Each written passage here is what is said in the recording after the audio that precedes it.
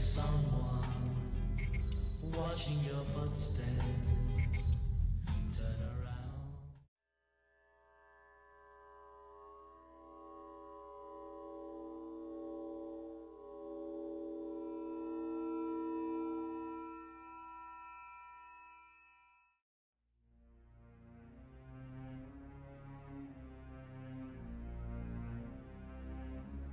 Have you ever felt an unmistakable yet unexplainable longing?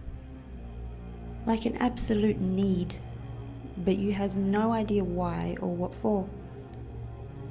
You can't explain it. You struggle to put words to it. And all at the same time, it almost eats at you like some kind of internal disease. You're unsettled. Your mind is never at rest. And the one thing ever constant is your unexplainable urge, your need.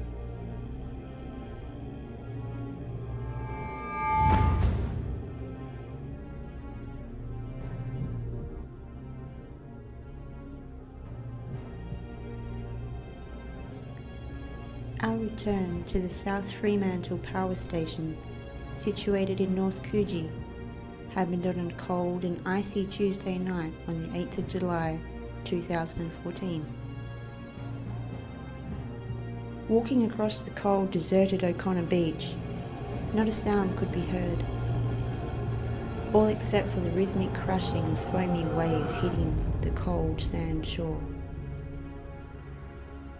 The giant, looming, abandoned structure, which is the power station itself, ever visible from the road thousands of metres away, stands to our right upon our entry to O'Connor Beach. Despite its obvious, immense size, photographs of the building as we walk towards it seem almost impossible. 9 separate flash photos reveal nothing. Nothing but what seems to be almost the great black abyss. Not until no more than 15 feet away from the power station itself, funnily enough, as soon as you have stepped through the fence warning people from its entry, does the massive structure show itself on film. Make of that what you will, but the feeling between both Aaron and myself was unspoken yet unmistakable. It acted as if a warning, one that did not fall upon deaf ears, for as much as we seemingly ran a risk of disappearing into the same darkness in and around the power station, never have I actually ever wanted to be anywhere else quite as much as this.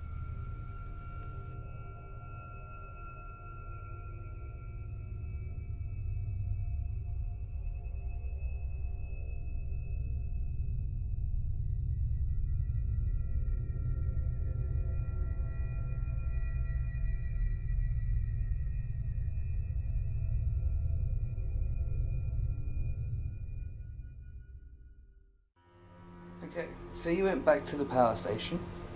I did. You said how important it was that you go back. Why? I don't exactly know. I know that I had to go back, but I don't know why. I just had to. It had to be night time. It was almost like when you have something like ultimately important to you and you go somewhere, and you leave it behind, or you're out shopping and you leave your phone behind, you gotta run back and you gotta go get it. I had to go back. I had to go back there quickly and really soon. I don't know why. It's like somebody wanted me to go back.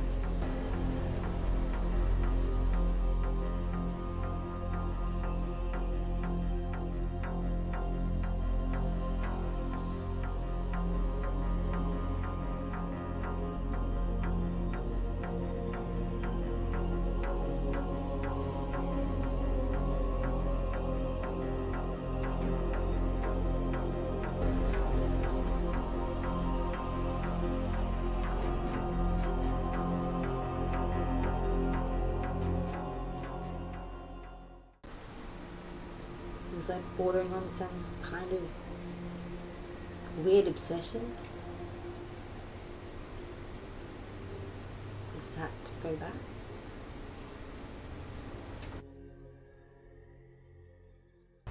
It's now 10 to 11 at night, and we've just got to the South Fremantle power station, and there's a few changes since the last time we were here, so hoping we don't come across anybody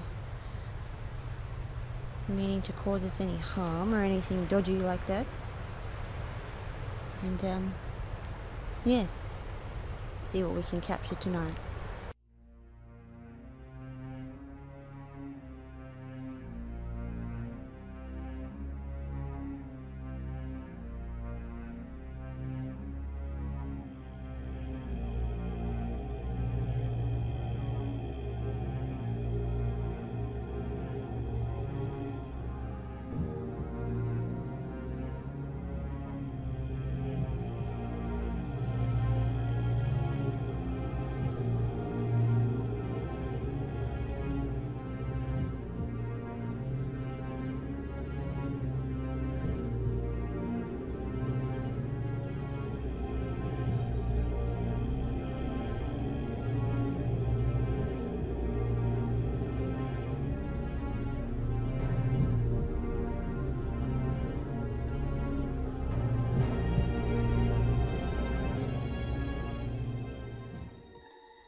Okay, so would you say it was your conscience that was playing on your mind, or do you think something attached themselves to you whilst you were in there that's made you go back? Don't know. I know how I feel when I go in there. I mean, I've been in there twice now, and when I first walk in there, it's just, I'm so comfortable. I'm safe, and it's just, it's not like happy la la place or anything, but it's just, I'm comfortable and I'm where I need to be. I'm comfy. It's nice.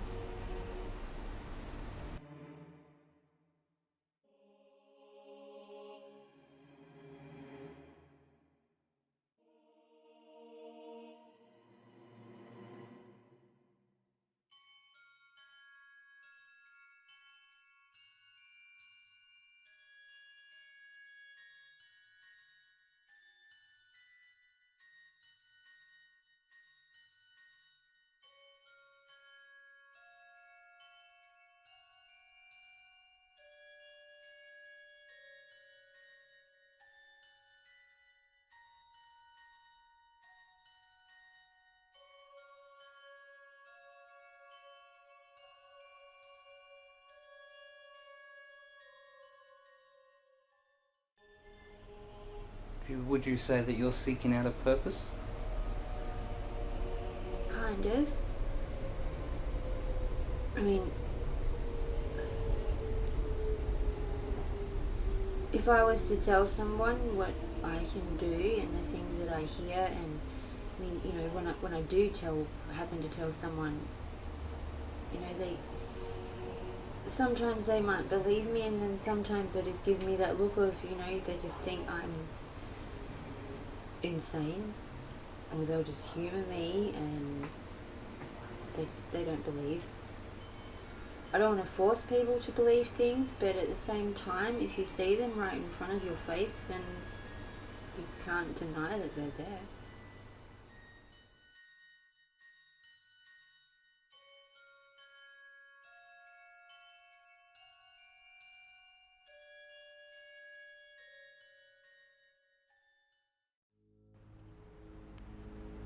Currently standing inside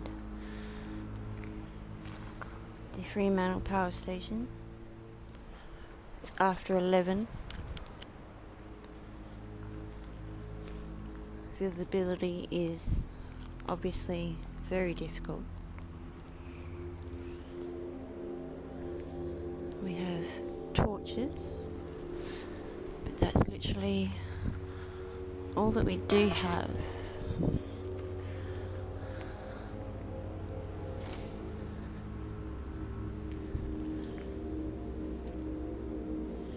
There's water dripping from everywhere.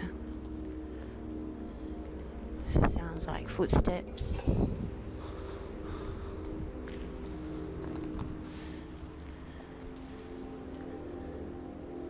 Waves crashing in the background.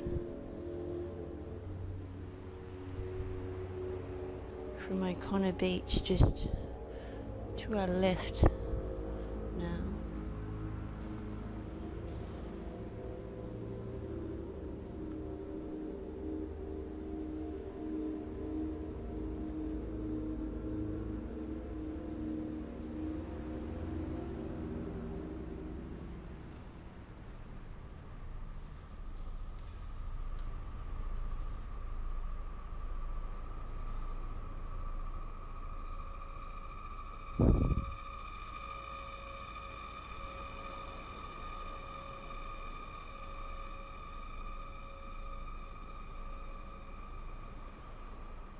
A lot of sounds happening around us, and as far as we can tell, we are the only living human beings existing in this building at this time.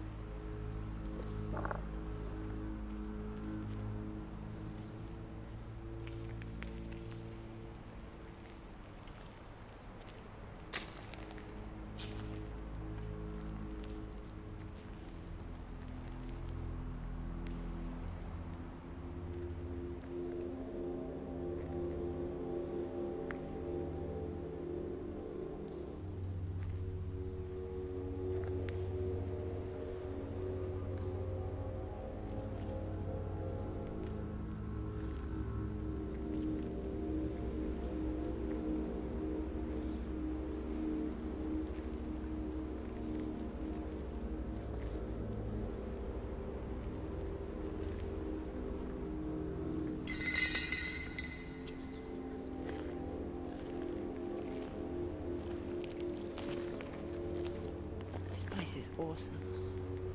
It's awesome.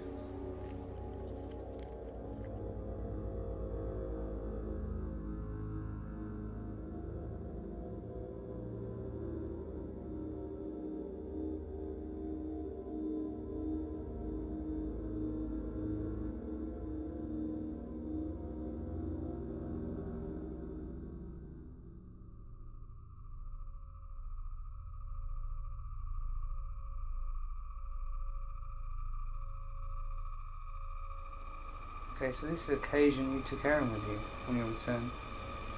I did. Okay. And do you think you both went in there with the same mind frame? Yes and no. I mean, Aaron, he's he's sensitive in ways like the same ways that I am. He's very, he's in tune with a lot of the things that, normal people aren't. But at the same time, he doesn't like to buy into the same thing that everybody else does. If everyone else is going to run around and say, oh, that's a ghost right there, Aaron's going to be like, well, maybe not. Like, what I mean is, Aaron's he's not afraid of learning or experiencing new things. But at the same time, he's not going to throw himself in there, through the doorway first, into the face of danger or anything either. He's cautious and smart and a little scared at the same time. I mean, you can't walk in that building and not feel any fear or hesitation or anything like that. You can't just walk through the door expecting roses, because it's just obvious you're not going to get it.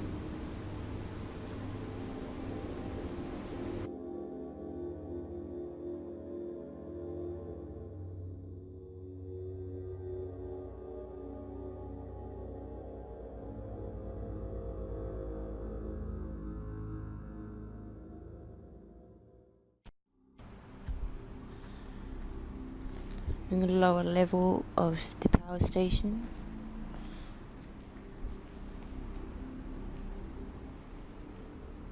still hearing lots and lots of strange noises, many of which are more than likely the water dropping and dripping from random spots.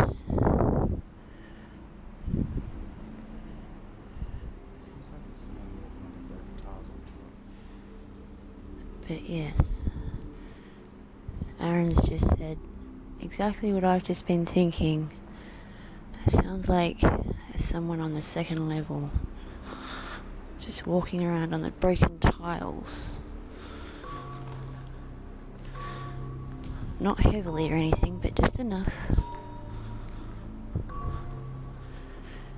I mean, those people that would have died here,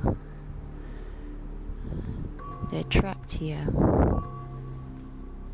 So every day, they would still consider themselves to come back to work.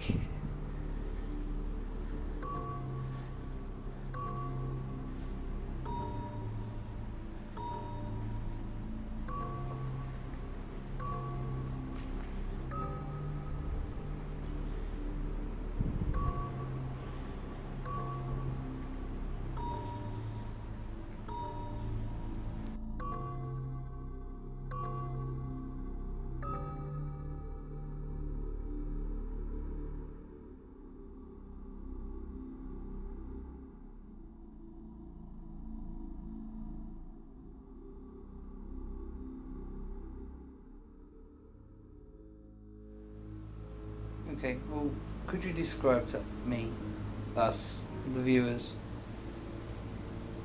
the difference between going in there in the daytime and then going in there in the night time? What was the difference for you?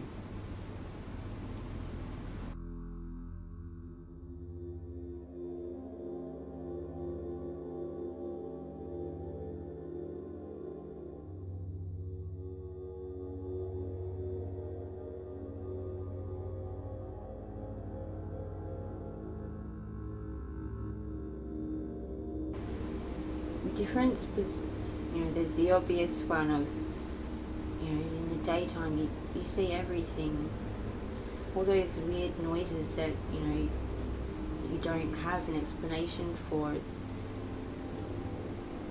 They're okay. You see everything around you. There's all this broken glass, the windows and the sun, they come straight through. It's so pretty, but also broken. When you go in there during the day and there's plants growing through cracks in walls and the floor, and it's like some sort of twisted form of nature still. And then nighttime, nothing changes, but at the same time everything does. There is no more light sources, none that you can see straight away. Those strange noises that don't have the explanation, suddenly they seem just that little bit louder,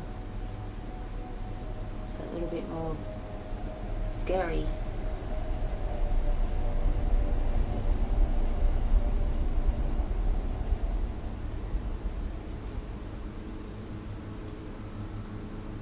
But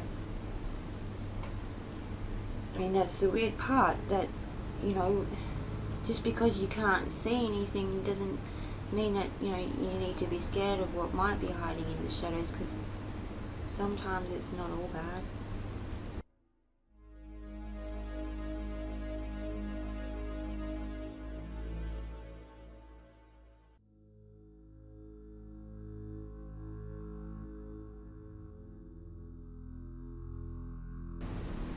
Sometimes it might be.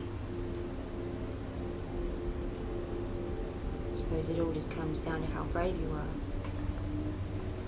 or how silly you are. Depends on how you look at it.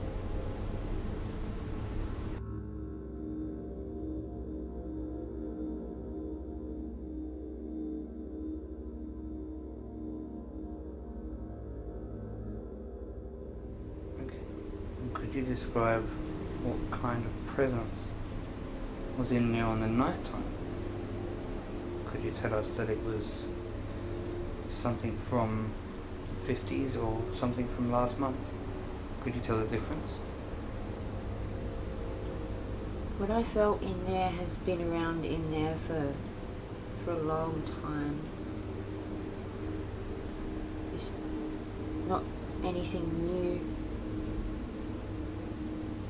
They've been there for a while. If it's not a they or a them, then it's just something, and that has been there for a long time. Trapped. Yeah. If you're unfortunate enough to die in somewhere like that, in anywhere really, you're not supposed to go. I mean, how does everyone know that, there were 250 workers in there employed at a time, people died. They were working when they died. They don't know what else to do except to go back to work. They have to go back to work. It's never ending.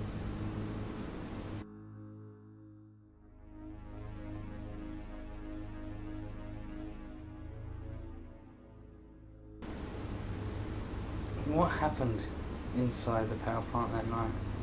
What did you see?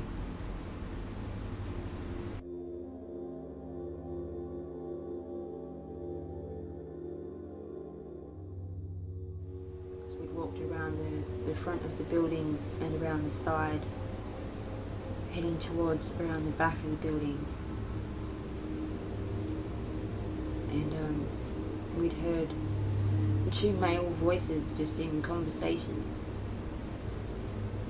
and we each had two torches, a smaller torch and a bigger torch each, and we each turned off our torches because you're not supposed to technically be in there. And we heard there was two men just conversing, and there was no one there. There was no cars around. There was no one on the beach. I mean, we hadn't gone inside the building at this stage. We were sort of just standing at an opening. And, but we know we heard it.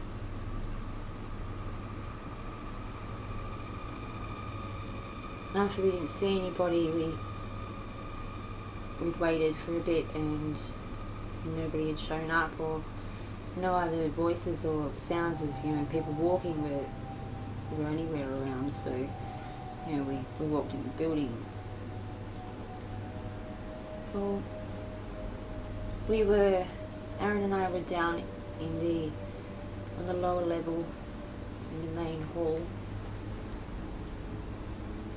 and coming off the main hall, there's two front rooms where, there's rumours of two homeless men who had been staying in a room each, and one of them had killed the other. I mean, there's so many stories of death around that building, and death through work and employment, and death through other things and other people. And you can believe that, or you can just think that it's just superstitions or stupid rumours, you know, 'cause it's been empty for a long time. People will take a story and run with it. But we were down there, and I had the SB7 spirit box running.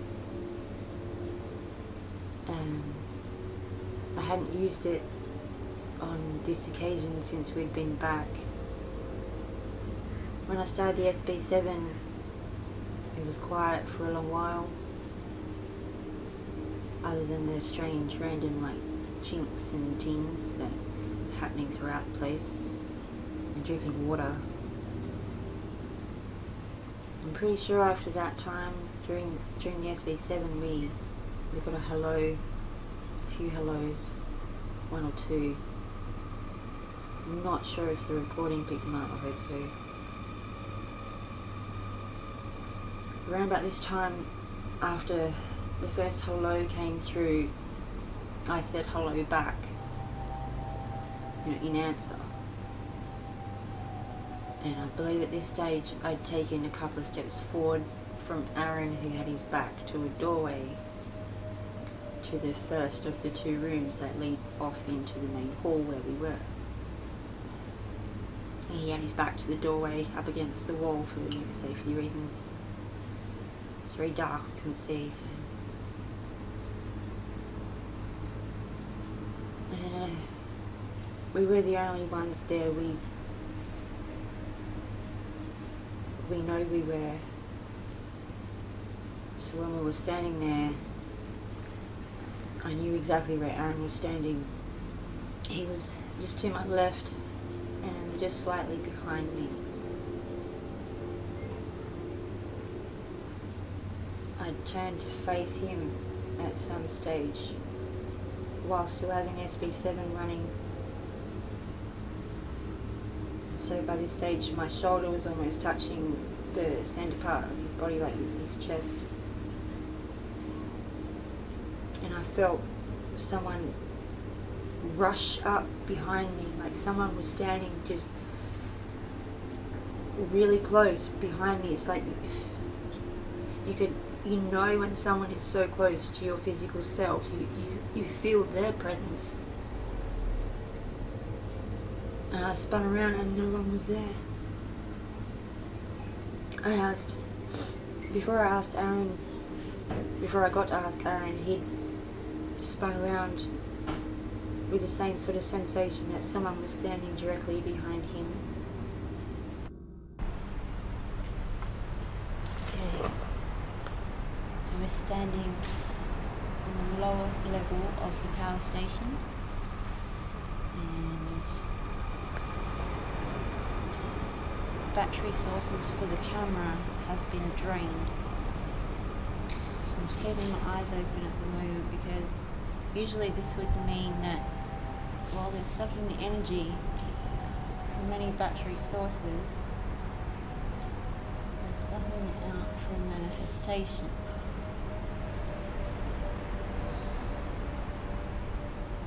And we are hearing lots of voices now without the SB7 being turned on. So I'm going to turn that on.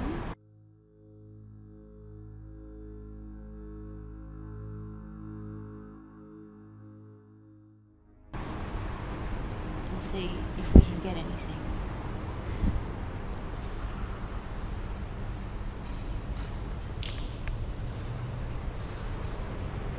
You keep your torch on that door. I'll keep it on this.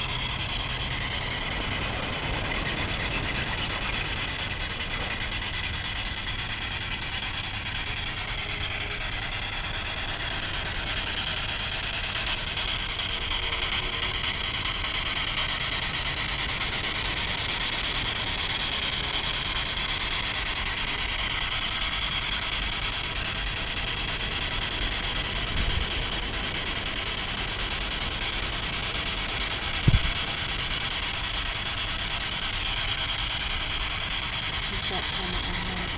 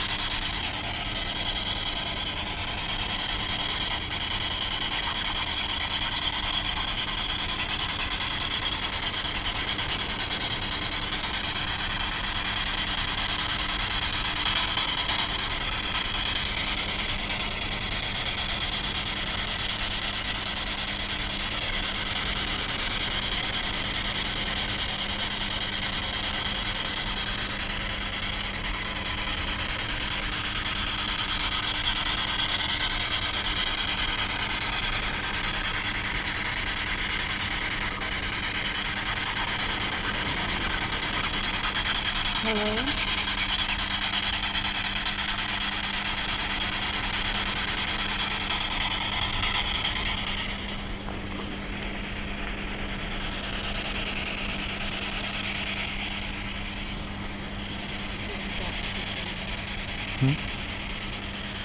Is there anyone here with us?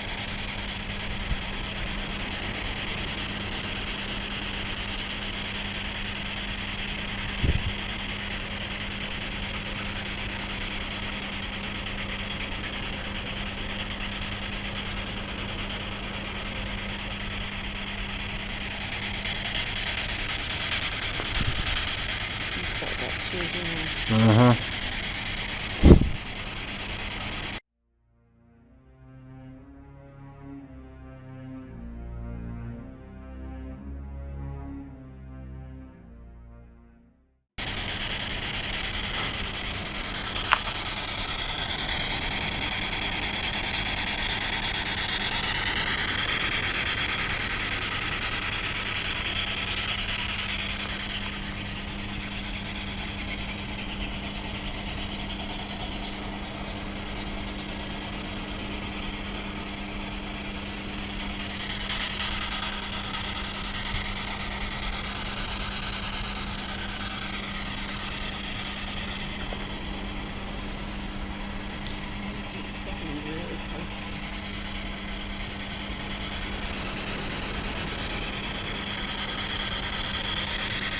Feels different in here.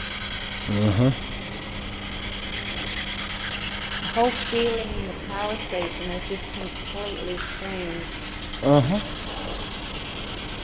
Suddenly feels a little crowded.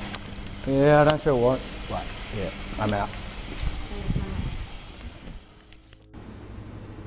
And I looked up at his face and he was scared. I mean, my heart was hammering by this stage. You know, I'm used to certain things that others aren't quite used to. I wasn't prepared for that. It was angry, and it was sudden, and it rushed us. It was circling above us. We could hear someone wandering on the second level. Both of our torches kept going up to see the second level. There was no one there. And then just that sudden rush that someone was just so close to me. I asked Aaron at that point if he'd felt that too, and he said yes. And he then proceeded to leave the building. Me feeling well and truly out of sorts and unsettled. I followed him and we both left.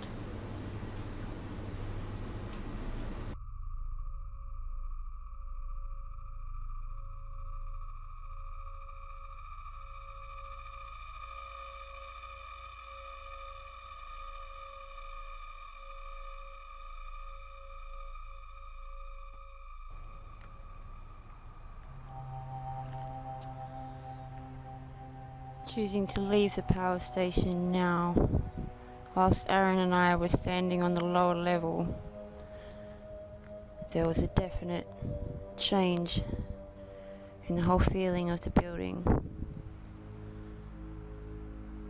There was a sound and we both jumped, because it was exactly like someone had come up and stepped right behind us really quickly. For both of us to jump individually without telling each other the reason behind it definitely proves that there is something inside this building. Something trapped. Something unable to get out.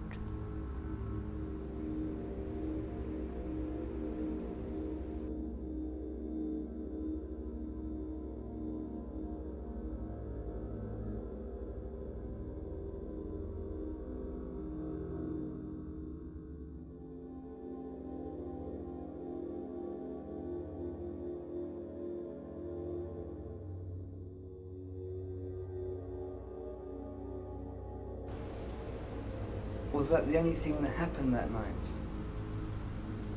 No. Before we'd walked into the building, we'd been having a lot of trouble trying to photograph the building itself. I mean, it was pitch black. There is absolutely no lights there. Nothing. So I was using the flash on my camera. I'd also picked up several orbs using my camera in the same way. So I was hoping to, if not capture more orbs, then get a decent shot of the building and some nice shadowing, you know. When we left the building, I stood out the front on the main sort of trail just before you leave the fence. Just sort of compose myself and try again with the photos. And they would just barely show up. I mean, by this stage, the building was maybe a meter away from me and you could only just see it. I stood out there and I did that for a bit, and then Aaron and I, we left and we started walking back across O'Connor Beach.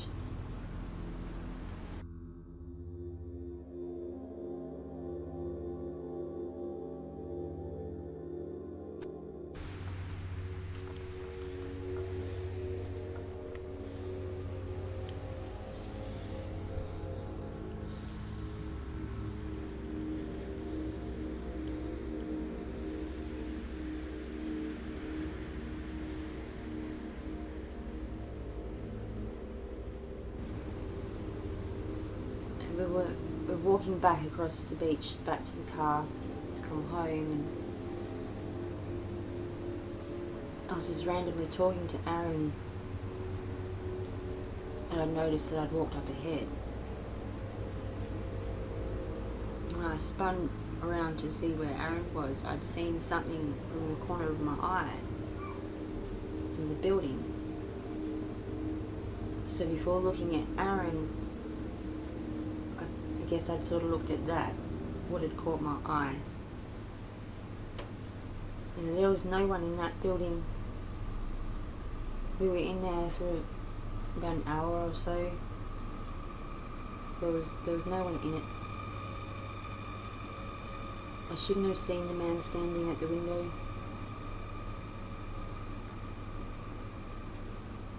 I shouldn't have seen him, and Aaron shouldn't have seen him either. But we did. It's just a man standing at the window. And you couldn't see any features or anything, it was just his shape. But he was definitely standing at the window, and he was definitely watching us leave. We didn't look back after that, we just left. We just got in the car. Okay, so everybody that goes in there, and there's been quite a few people that go in there, but each one has a job to do, or has an agenda of some kind, whether it be graffiti, sleeping, or even contemplating suicide. What would be your work? What would be your agenda? What would be your purpose? I mean, I know what I'd like to do. I know what I'm hoping to do.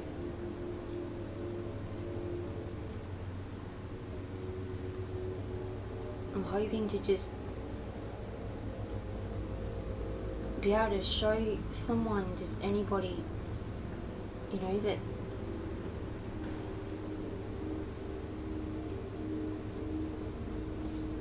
spiritual side of things and supernatural, paranormal, whatever, it is real. It does exist.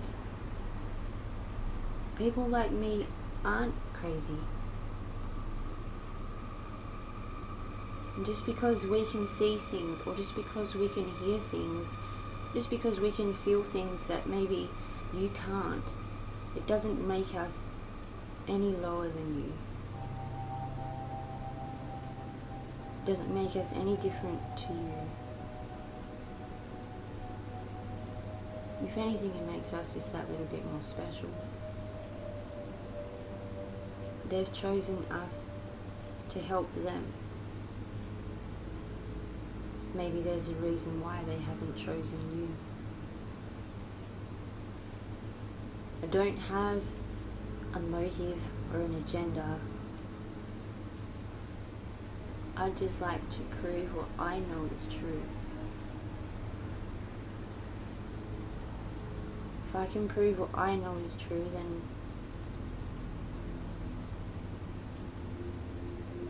I'll be happy. Do you think maybe the reason for why there is no homeless people in there is because they're too scared? Do you think they've been kicked out by spirits? It's a possibility, I suppose. There's something angry in there, but there's something really calm too, happy and loving. Something that's nice, isn't out to hurt anyone. And then there's something in there that's just the opposite of everything that I just said. And whoever they are, they're not going to let anyone go. They're not allowed to leave. Maybe he doesn't like to see anyone else go either. Maybe he does. I know there's a lot of signs around the building now. I mean, we just found another one just the other night saying that the area and the building is patrolled by security, and the building is equipped with security cameras. And the sign itself is relatively new. I mean, it looks that way, it's clean compared to the rest of everything else. But there's not one camera, and there's no security, and no one comes. So why do they have the signs up? Okay, so I think the big question is, would you go back?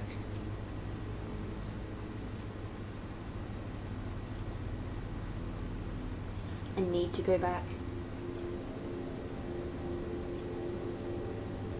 There's a part of me that doesn't want to, because the other night I couldn't go to the second level.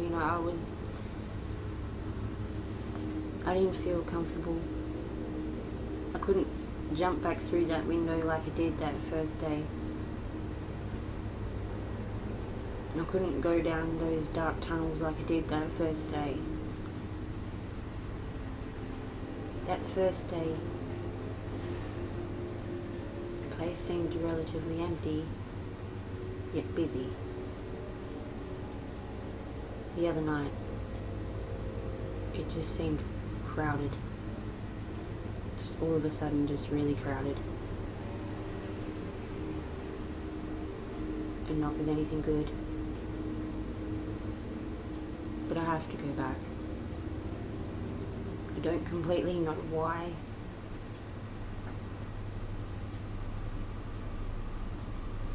I have to find out what's in there. I have to find out why they want me to go back so badly. There's too many things that I have to find out why. So I have to go back.